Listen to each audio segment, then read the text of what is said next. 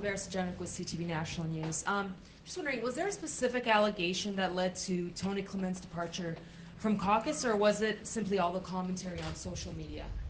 I can speak to that in the sense that when Tony and I spoke, I took him at his word that this was an isolated incident. In the hours that followed, there were numerous reports of activity that were serious in nature, and so Tony and I spoke and agreed that it would be best for him to respond to these allegations from outside of caucus. A follow-up, if I may. It was reported that he was being extorted for 50,000 euros or $75,000 Canadian. Is that the figure that you've been advised? So I have heard from Tony that he was the victim of extortion. I don't have any official information from the RCMP or from the national security agencies, so I would have to refer you to them as to that part of the situation. Within the last half hour, he has issued a letter of apology to constituents saying that there was not just one, but more than one incident in question.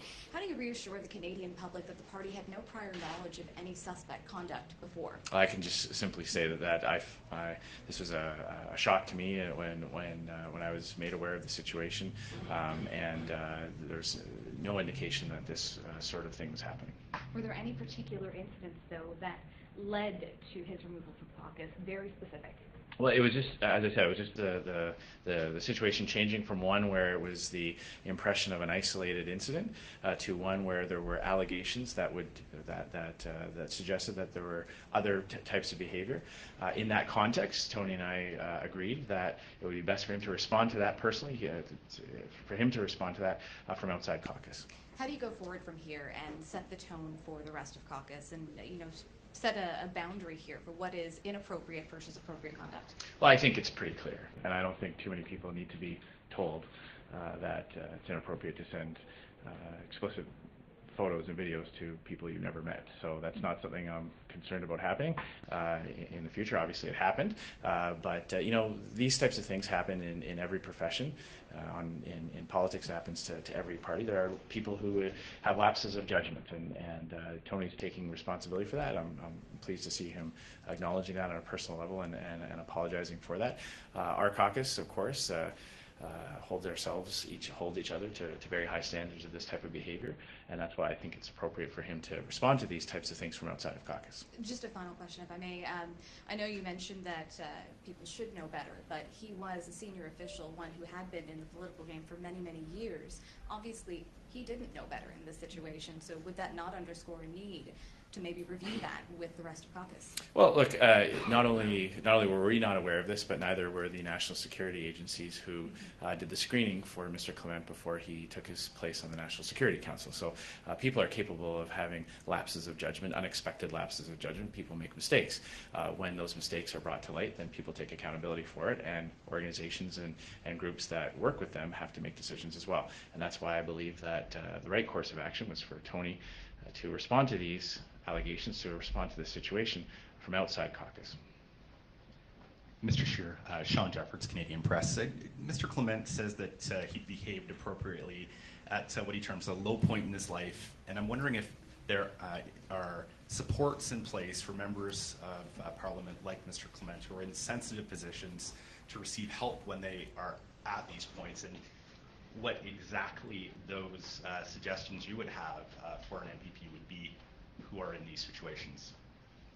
The House of Commons, when I was Speaker of the House of Commons, the parties came together and spoke about this very thing, about the need for having support for people who have had incidents on the Hill, everything from the terrorist attack in the Hall of Honor to workplace issues, whether it's harassment, whether it's violence, to personal tragedies. So there is actually programs available for members of Parliament and for staff who are having any type of issue, any type of issue that might require counseling or help. Now, I don't want to get into. I don't know what Tony might be looking for, but I do know that there are programs available to him, and so I would certainly encourage him to avail himself of those. I just want to clarify as well. Mr. Clement alludes to an incident that was reported to the OPP last summer. Were you made aware of it then? Is today the first time you're finding out about this? Yes, today is the first day. Today is the first time I'm hearing about that incident. Antonella Artuso, Toronto Sun. Just further to what Sean was asking you, Tony Clement did say that he had notified the police in the summer about this incident. Have you obtained assurances from him that he hasn't been compromised in his work between then and now? So I just found out about the incident this summer, moments ago. So I was not aware of that until today. Again, as I mentioned, when Tony and I spoke about what happened more recently, it was presented to me as an isolated event, so I was not expecting there to be other types of events or any type of other type of pattern of behavior.